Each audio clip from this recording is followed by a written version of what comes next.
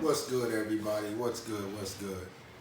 Once again, we're back and we're talking about these SBA, PPP loans again. Hmm, hmm, hmm, hmm, hmm. Where do I begin? First of all, I'm not doing this to gloat or to make fun of anybody who may have made a mistake or contracted someone who they felt as if they were putting their information in the right hands. Come to find out that we have a lot of these people out here that were setting up these accounts, and let's just say they weren't really too detailed.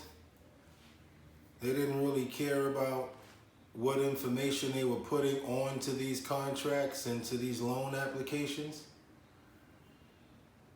The sad part about it is a lot of people can say stuff like, well, I never knew this, I didn't know that, I didn't know that they did this. There's a small area on the loan application that says, before you sign this, make sure that you understand what you're signing.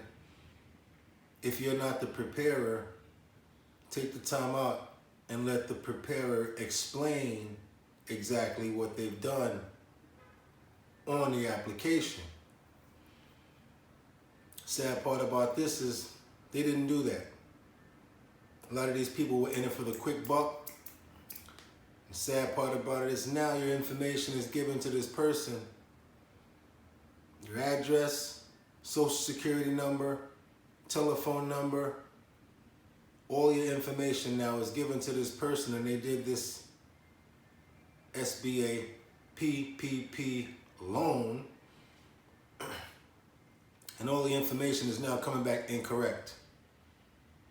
We're going to start at, for a perfect example, PPP loan is for bills that the company accrued over the time during the pandemic. That's for the bills, only for bills. PPE is for employee payroll.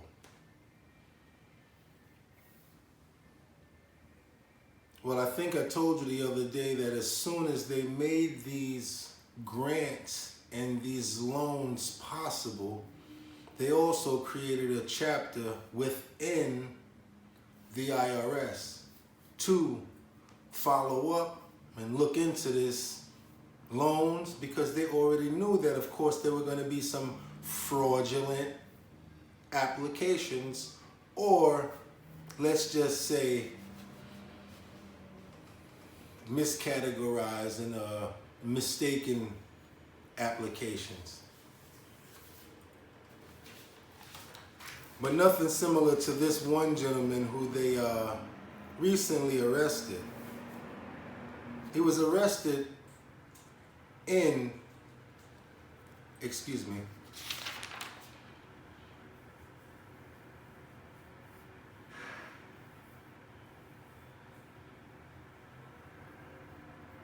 I want to make sure I get this right, because these two gentlemen, David Buxford and David Stively, were charged with 6 counts of fraud.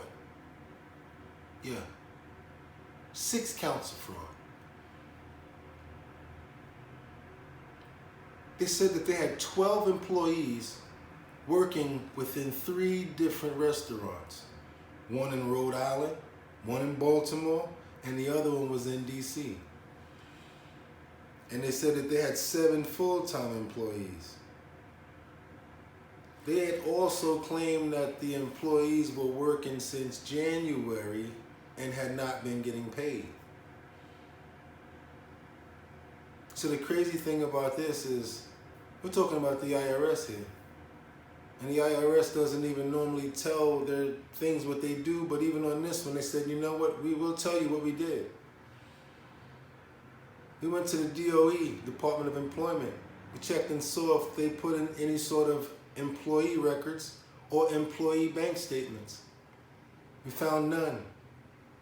Then we cross-checked to see if the Social Security numbers that they used had made any deposits during the times of the claims that they've been made. There were also none. These guys were attempting to get, I think it was about $6 million. No, $4.2 million. I think they put a freeze on it once they caught the red flag of the mishandled, incorrectly filled out application. Once they did that, they put a freeze on the account. These guys got arrested. Mr. Buxford, he took it like a man that he's waiting for his date in court. Mr. Stively, well, he decided to go on a run. And he went pretty far, a whole 25 miles. Not only did he try to go on a run, but he faked his own suicide first. Then he went on a run 25 miles away. He left Atlanta, went to Miami. So for him, instead of him getting the 3 years that you normally get for stealing $1 million, he got 4.5 for escaping and a few other things, trying to fake his death. Mr. Buxford is still up waiting for his day in court. But he's looking at getting probably 3 years. When you steal from the Federal Bureau of Investigations or the IRS, each million is 3 years. And I also want to let you guys know this. If you're someone who's thinking, oh, I didn't get that much on my loan, or I didn't do this, I didn't do that, they're still coming. They're coming down to $2,000, $5,000. So if you put, let's say you got $20,000 on your PPP loan, your PPE loan. That means you would have had to be making $100,000, correct? If they had given you $20,000. So if you got $20,000 and this was money that you weren't supposed to get, now you have to pay the $20,000 back.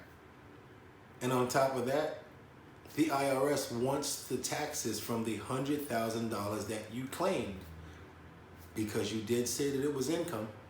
You can't say it wasn't, because then again, you would prove that you made a fraudulent claim.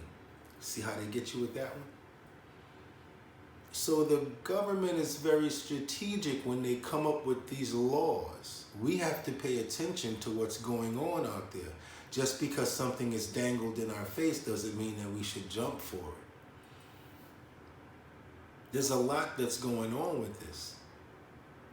3 weeks ago, you hear about President Biden putting in for the Family Act, where he now wants to check on every transaction that's made over $600. Doesn't this seem like it's merging and making sense? Doesn't it seem like the next time they go to try to put this up before Congress to get it pushed through, they could utilize the fact that millions and billions of dollars are being stolen from the IRS, from the Internal Revenue, and from the Federal Bureau of Investigations? On a side note, today, Cash App has been investigated because a lot of businesses are hiding money. The IRS is checking into that as well.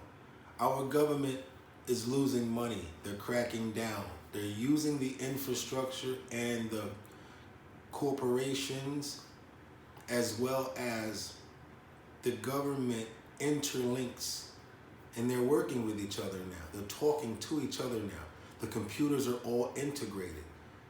So the information that you put on one loan, if it's not the same that's on the other 6, like these other guys, the Davids, it's automatically coming back as a red flag. Number 1. Number 2, you try to go to the bank. You want to take out $10,000 to go on the gram in front. Pull the money out, they're going to give it to you, but it's an automatic red flag anyway, even before the Family Act is enacted. Right now, anytime you try to go to a bank and pull that amount of money out, it's an automatic red flag. Why? Simple. The bank knows what the money's for. Why are you pulling out cash in that denomination? That must be the bank that gave you that money. Wells Fargo, Chase, JP Morgan. That's the company that furnished the SBA loan. They're paying attention to what's going on with the money anyway. You take the money, you put it on a car or something like that. Yeah, they see that. Yeah, that's automatically illegal. Just like coming to get the $10,000 out, that was illegal too. Trying to buy a house, that's illegal. Going on a vacation, that's illegal. Paying your car note, that's illegal. If it doesn't have anything to do with PPP, which is paying the bills of the company, or PPE, paying the employees, it's fraudulent. I'm gonna try to put a forgiveness application inside of this in the comment section. In the description section, so you guys can download and fill out the the PPP forgiveness application. If you qualify, you may be okay with that. Hopefully, that'll help you out a bit. A little more information I wanted you guys to know is, anytime you get a loan like this, a public loan, well, it's public information. So there's also a website right now that has your name, your information, your income, your address of your company. And if it's your business and you're using your home as your company address, people now know where you live. Your telephone number, your email address, your IP address, all of that is now connected. And it's all public record and information. I will also try to get that information and put that in the description as well. Share and like. I think a lot of people need this information, and it's not anything to actually laugh about. People were hungry, who were trying to get out, wanted to do something. You dangle food and money in front of people's faces, we're gonna do it. We're gonna go for it. Like Tupac said, remember? At first, we're gonna start chanting and saying, "We're hungry, please let us eat. We are hungry, please let us eat. We are hungry, please let us eat." After that, you come outside and now we're chanting, "We're hungry, let us eat. We're hungry, let us eat. We're hungry, let us eat." 2 more weeks of that, how he said it, we picking the lock, coming through the door, blasting, eating everything, because we not, real talk. So we're people of human nature. We're supposed to act, and we're human. We're human beings. If you're hungry, you want to eat. If you're thirsty, you want something to drink.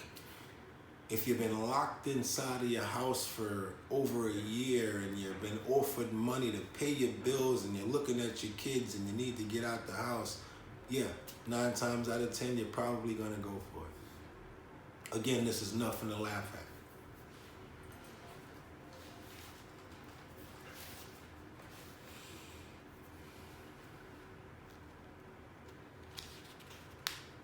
So whoever didn't get arrested, well, these are the people who are now going to be used to push the agenda for the IRS to enact that plan for the $600 every time a transaction is made over $600.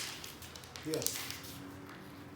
And it's just all making sense. I hope I'm not getting the wrong people angry with sharing this information with you guys, but Let's be wise about what we're doing.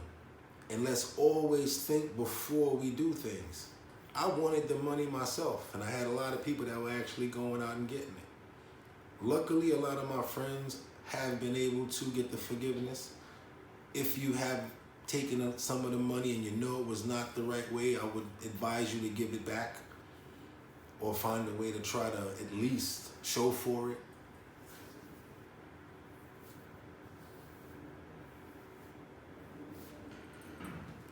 Yeah, because that Schedule C explains everything. I just want you guys to know that. The application that they filled out is called the Schedule C.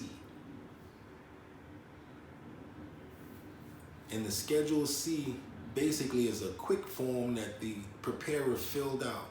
A few pages. How much money you make, what your employees make, what are your bills.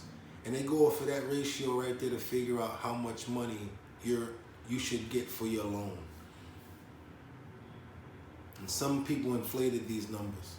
So now we're dealing with what we're dealing with. Comment. Hope you guys appreciate the information that you've heard. I hope I'm loud enough for you. I've got more light going on here, working on the backdrops and the green screen and everything. But I don't think that's important right now. I think the information is more important than anything. Share and subscribe. Your boy Bugatti NYC. Like I always tell you could have went anywhere. But the fact that you came here, I appreciate you. Thanks. Get 'em!